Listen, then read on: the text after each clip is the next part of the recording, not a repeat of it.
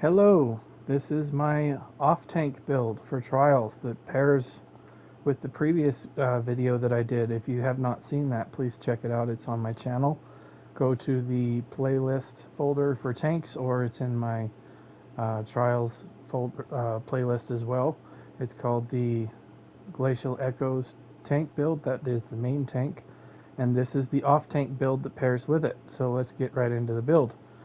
As you can probably see and are aware of, I've got Pearlescent Ward on here. The other tank wears the Echoes, so I call this build the Pearlescent Oath. So let's go over the gear since it's right there. The attributes are there on the screen. Now I am an Imperial once again. I always choose Imperial for my race. I feel like that's the best overall race to go for tanking. It gives you the most benefit for your builds. Nord is probably second best, although I will say with subclassing, some of the other races might have creeped up into better than a Nord. If you don't like Imperial, maybe try Redguard or Argonian, or maybe even a Breton. I'm not sure, but in my opinion, Imperial is the best.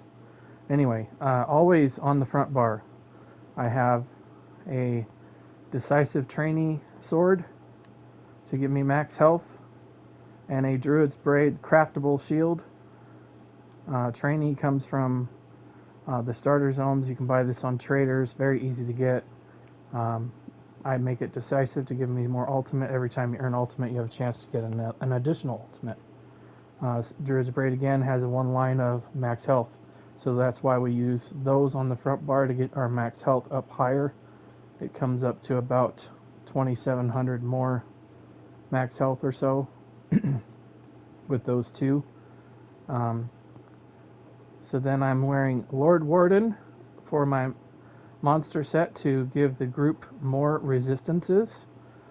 With the subclassing and how much damage everybody's doing, my focus with my tank builds is to help people stay alive by buffing their resistances and giving them more damage with the Loosen Echoes and the Pearlescent Ward of the 180 weapon and spell damage you get there.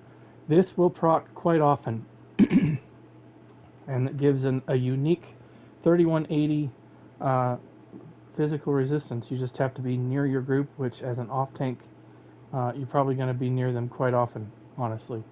And then the secondary set that I have slotted here is not actually my mainstay. Let me back out of this and update the build. Okay. Excuse me.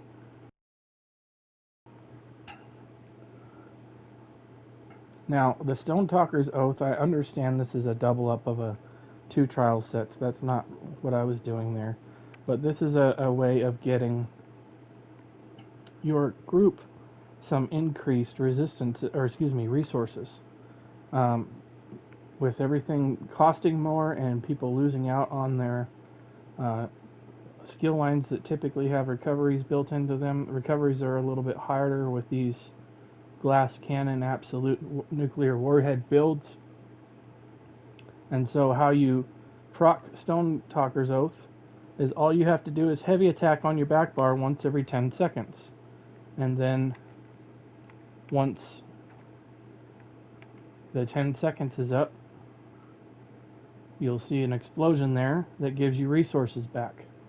And this is the best resource sustain set in the game, because you can give your group 2,240 magicka and stamina every 10 seconds as long as they are within 16 meters of the enemy. So that's pretty far away. I mean, this is just about, let me see if I have Spalder of Ruin on my build here. I do. So this has a 12 meter range. So let me just put this on just to give you an idea. Okay, so that's 12 meters. So that right about there is probably 16. So this is how far away you can be from the enemy and still get resources. So just keep that in mind. So if your team doesn't need resources and you're doing okay with that, then the other set that I would recommend is Mighty Glacier. And this is going to help you not have to choose the Warden Winters skill line. And so how you keep this up, all you have to do literally is just put your Wall of Elements down and it will proc that set. And because Wall of Elements is 15 seconds, one Wall of Elements, for example, if you watch the Major Resolve skill there, is going to reset.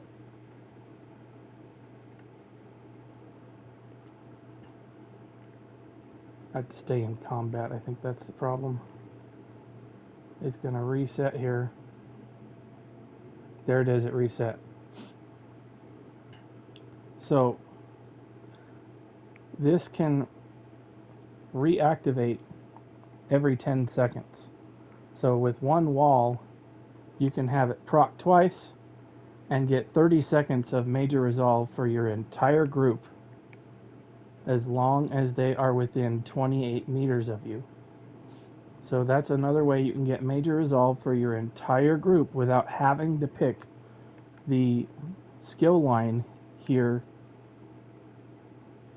in the Warden, the Winter's Embrace. I didn't think that this was going to be as effective as the Necromancer. The Necromancer, in my opinion, has a lot better tanking opportunity abilities there. The Major Resolve is a Major Minor Resolve, and then outside of that, there's just really nothing, or I should say, outside of this Major Resolve skill, there's really not much that the Warden gets. There's some increased resistance here, but honestly, I'm at resistance cap with just using a Runic Sunder Taunt on the front bar. As you can see, I am well over the resistance cap, so I don't need resistance from the Warden skill line. So the Piercing Cold with the damage blocking, the amount of damage I can block would be 8%. Well, with the Necrotic Potency here, I have 3%, so an extra 5% is really not that big of a difference, especially when you consider the Bone Tyrant skill line has 15% damage reduction to damage over time. This is 100% unique. So this is why I chose the Bone Tyrant skill line over the Warden. You can choose whatever you like, but I found that these three really are a really good setup. I will mention really briefly that while I was messing around with leveling up my subclassing, this Restoring Light from the Templar, the passive that you get from this for standing here, and the other passives that you get in this really did pair well with the Arcanist and the Earthen Heart Dragonknight. So if you're not wanting to use the Warden or the Necromancer, give Templar a shot. Or if you have a Templar tank that you just don't know what to do with, keep the Restoring Light and go with Earthen Heart and the Soldier of Apocrypha. Those three really do work well together as well. So anyway, there's the sets. I've gone over the, let's do the Mundus, always the Atronach. For my food, every tank build, I use red Frothgar. I may have forgot to mention that in the previous video. The boon is always the Atronach. Those two things I never change. The gear traits, everything is divines except for the chest piece. This is also how I build every tank now. Always infused with mag reduction glyphs. And infused, actually I need to change this. I no longer use a crusher because penetration is so good now. What I do is I put a stamina glyph on this. So I'm going to hold block and I'm going to cast a bunch of stamina skills here. And then I'm just going to proc that. Now watch. See, my stamina is going back up and I'm holding block.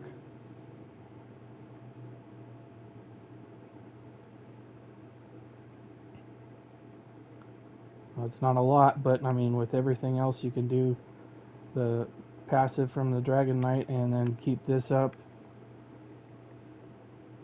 There's a lot of different ways you can obtain stamina back, but that's just going to be a little bit more helpful to get your stamina back on a build. So back bar, use that absorb stamina. Shield on the sword. Triglyphs on all the armor pieces with the shield. Let's go over the skills really quickly. I have this set up exactly the same as my Glacial Echoes build. I like to set my tanks up exactly the same so that I know exactly where all the buttons are and I can use them the same. The only way that I would change something is if I had to slot a specific skill, like if I was using the Sword and Board from Bastion Hollows, I would have to put Void Bash on here somewhere. Or it's not called Void Bash. The Power Slam. The set is called Void Bash. CP, obviously the green tree doesn't matter, but make sure you get all this stuff filled in. Now we got everything cheaper. Again, it's every tank build I always have Ironclad, and then these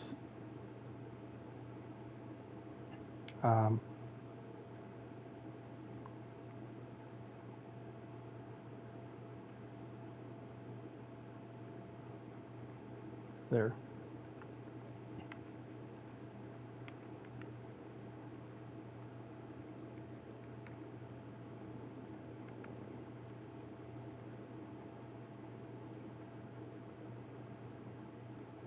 I had to take Bulwark off because I was way over and I was losing out on extra damage reduction there. So for the champion points in the red tree, I always pick these two over here, and then Bastion for bigger shields, and then Bracing Anchor for extra block mitigation. You can do whatever you like, but I found that that's what works the best for me.